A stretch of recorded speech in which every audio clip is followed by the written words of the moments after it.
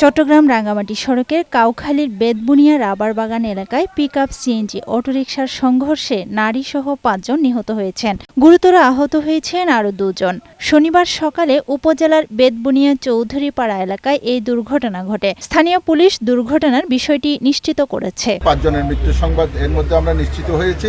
বাকি কিছু আহত আছে, তাদেরকে একজন আহত হচ্ছে, তার ব্যাপারে আমরা খোঁজখবর নিয়েছি। আমাদের আইনানুগ প্রক্রিয়ার যে কার্যক্রম এটা চলমান আছে। পটুয়াখালী কুয়াকাটা মহাসড়কে ঢাকাগামী যাত্রীবাহী মাইক্রোবাসের নিচে চাপা পড়ে ইয়াসির জাবের নামে ৭ বছরের এক শিশুর মৃত্যু হয়েছে।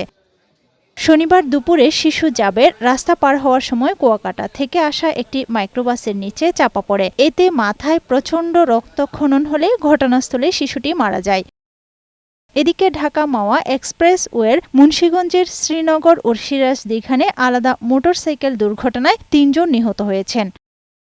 এর মধ্যে শনিবার সকালে নিমতলা এলাকায় এক্সপ্রেসওয়ের সার্ভিস লেনে অজ্ঞাত যানবাহনের ধাক্কায় মারা যায় আরও এক মোটরসাইকেল চালক। পরে তার মরদেহ উদ্ধার করে ফায়ার সার্ভিস।